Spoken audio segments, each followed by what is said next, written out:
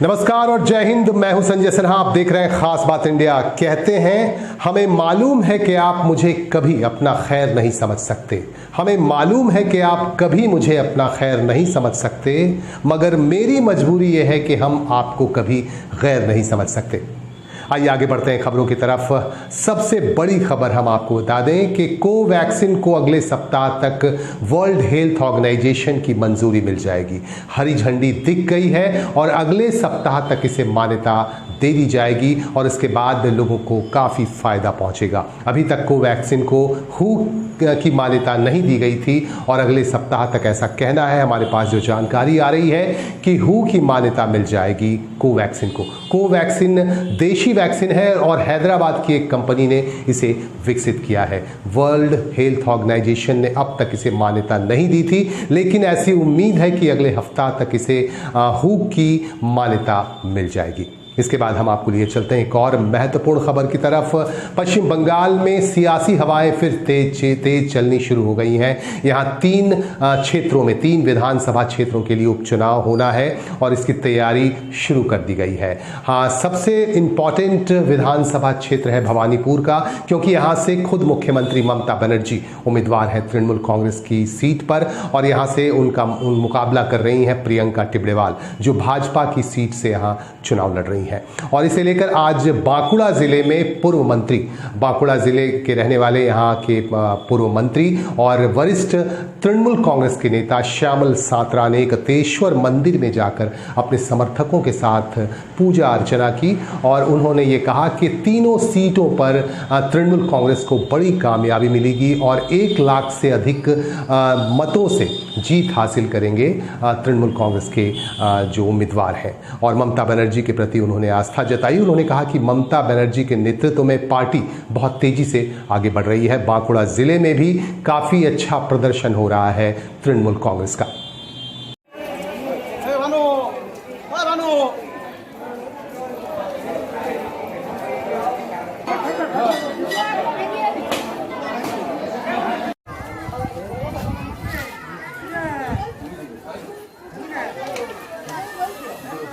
মন্দিরে পুজো পাঠ দিলাম। সামনে 3টি নির্বাচন রয়েছে। আমাদের প্রিয় নেত্রী, আমাদের সর্বভারতীয় তৃণমূল কংগ্রেসের জননেত্রী, সকলের প্রিয় দিদি, সর্বজন শ্রদ্ধেয়া মমতা বন্দ্যোপাধ্যায়, তিনি ভবানীপুর কেন্দ্রে দাঁড়িয়েছেন। এছাড়া জঙ্গিপুর এবং শমশেরগঞ্জে আমাদের প্রিয় 2 প্রার্থী রয়েছেন। 30 তারিখে ভোট, যাতে 1 লক্ষের বেশি ব্যবধানে প্রত্যেকটি আসন আমরা জয়যুক্ত করতে পারি, সেজন্যই আমরা আজকে সোমবার বাবার মন্দিরে এসে আমরা সকলে মিলে পুজো পাঠ দিলাম।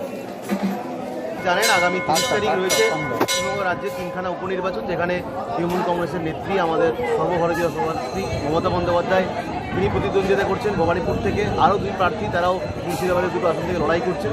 তো আমরা জয়ের ব্যাপারে নিশ্চিত, যাতে করে জয়ের ব্যবধান অনেক বেশি বাড়ে, আমরা আরও বেশি করে বাংলার মানুষের সুযোগ সুবিধা, বাংলার মানুষের উন্নয়ন এগিয়ে নিয়ে যেতে পারি। তার জন্যই আজকে বাঁকুড়া জেলার ঐতিহ্যবাহী মন্দির বাবা এত্তেশ্বরের কাছে আমরা 3খানা নারকেল ফাটিয়ে পুজো দিলাম। देश का एक महत्वपूर्ण पार्ट है इंडस्ट्री। इंडस्ट्री देश की रीढ़ होती है और इंडस्ट्री से जुड़ा एक संगठन है Jamuria chamber of commerce and industries.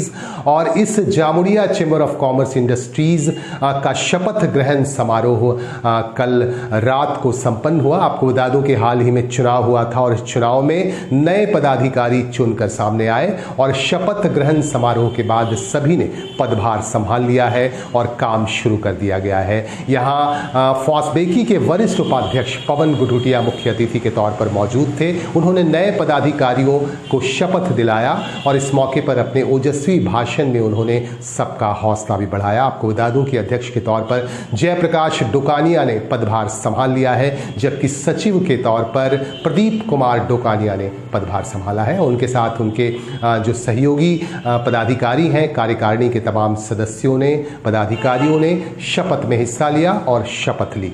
वहाँ पर जन से हमें मिलता है और जामुड़िया चेंबर ऑफ कॉमर्स की कोई न कोई समस्या वहाँ पर जब रखी जाती है तो उसका एक समाधान भी आता है सामने में। और यही वजह है कि आज जामुड़िया का जो चेहरा है वो काफी बदल चुका है और उसमें हम जितने भी हमारे जामुड़िया चेंबर ऑफ कॉमर्स के अधिकारीगण हैं विशेष करके मैं अजय केदार का नाम मेंशन करना चाहूंगा, क्योंकि मैं लंबे समय से देख रहा हूं कि वो अपनी जमुरिया के लिए, डेवलपमेंट के लिए अपनी लड़ाई में हमेशा आगे रहता है, क्योंकि मुझे भी उसका साथ मिलता है। इसलिए मैं यही कहूंगा कि रानीगंज के निमचा इलाके में आज तृणमूल कांग्रेस की तरफ से स्वागत समारोह का आयोजन किया गया। इस मौके पर बुथ से जुड़े हुए तमाम तृणमूल के कार्यकर्ताओं को यहां बुलाया गया और उनका स्वागत किया गया, उन्हें सम्मानित किया गया और उन्हें कई तरह के निर्देश भी दिए गए। आपको जानकारी दे दूं कि पश्चिम बर्धमान जिले के अध्यक्ष बनाए गए हैं विधान उपाध्याय, और विधान उपाध्याय खुद इस कार्यक्रम में मौजूद थे। उनके साथ तृणमूल कांग्रेस के कद्दावर नेता वी शिवदासन उर्फ दासू भी यहाँ मौजूद थे और जामुड़िया के विधायक हरिराम सिंह ने भी कार्यकर्ताओं से बातचीत की। कई तरह के निर्देश दिए गए और इस मौके पे बूथ कार्यकर्ताओं को, बूथ लेवल के जो कार्यकर्ता हैं, पार्टी के जो कार्यकर्ता हैं, समर्थक हैं, उनको सम्मानित किया गया, उनका स्वागत किया गया।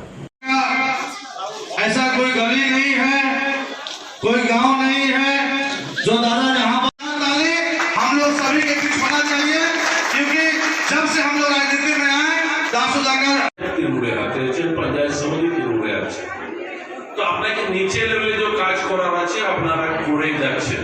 আমার যে সদস্য আছে আর যে প্রধান আছে সবাই কাজ করছে, আর কিছু জায়গা আমরা দেখছি যত করার আছে অত কাজ হচ্ছে না, একটু ডিফারেন্স হয়ে যাচ্ছে।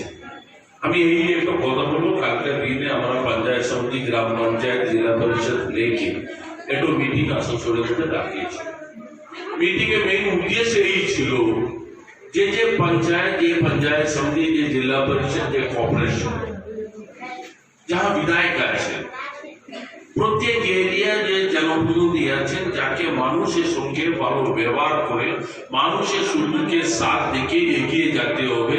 যত এগিয়ে যাবেন তত তৃণমূল কংগ্রেসের জন্য ভালো হবে, মামলাদের জন্য ভালো হবে। আপনারা চেষ্টা করবেন যে মেম্বার আছে যারা চেষ্টা করবে, যে পঞ্চায়েতের প্রধান আছে যাকে চেষ্টা করতে হবে যে লোক যার পাশ দেখা করতে আসে, যার পাশ এই জন্য দেখা করতে আসে আপনার হাল কেমন আছে এই জিজ্ঞেস করার কই আসবে না, কিছু কিছু সমস্যা দেখে আসে। তো সমস্যাকে সমাধান করতে হবে, যার সঙ্গে ভালো ব্যবহার করতে হবে, যার কাজ করার চেষ্টা করতে হবে।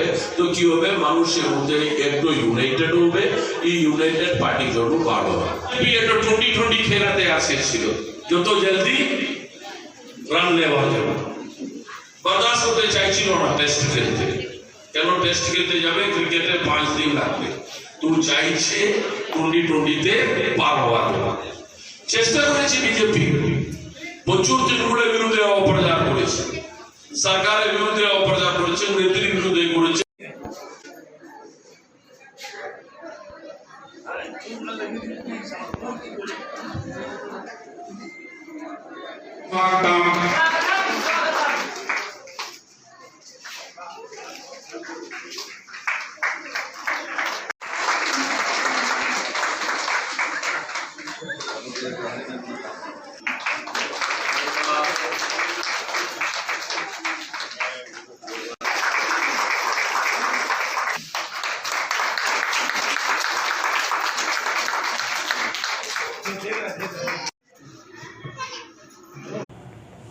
पुरुलिया के पारवेलिया में सरस्वती क्लब की तरफ से इस बार भी गणेश पूजा की जा रही है। यहाँ गणेशोत्सव मनाया जा रहा है। कोरोना महामारी के बीच भी तमाम गाइडलाइंस का पालन करते हुए यहाँ गणेश उत्सव किया जा रहा है।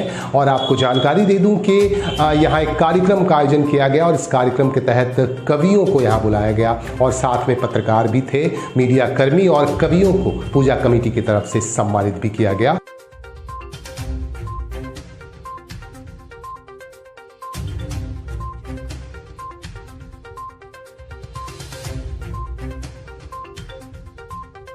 इस कार्यक्रम में पूजा कमेटी के संयोजक शांति भूषण प्रसाद यादव भी मौजूद थे और उन्होंने इनका हौसला भी बढ़ाया।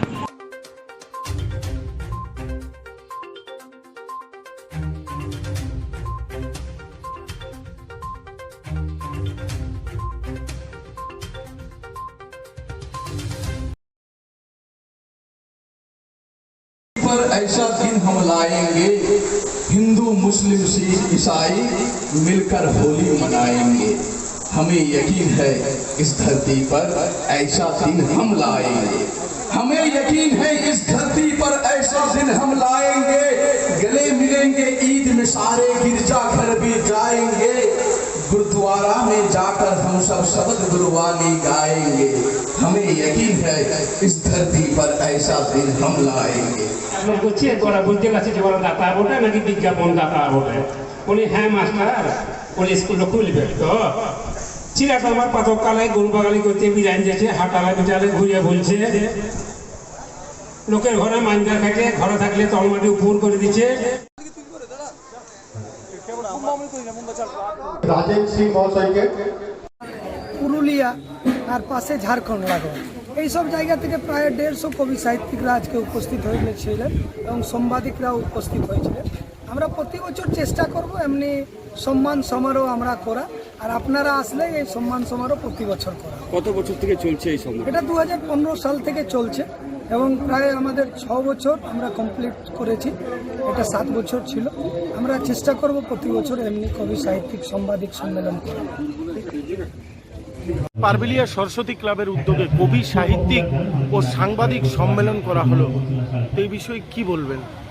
আমরা এটা প্রতি বছরেই পুরুলিয়া, বাঁকুড়া, বর্ধমান, বীরভূম সমস্ত কবি সাহিত্যিক সাংবাদিকদের আজকে আমরা ডাকি। সমস্ত কবি সাহিত্যিক সাংবাদিকদের আজ আমরা সম্মান জানাই এবং তার সাথে সাথে সমস্ত কবি সাহিত্যিকরা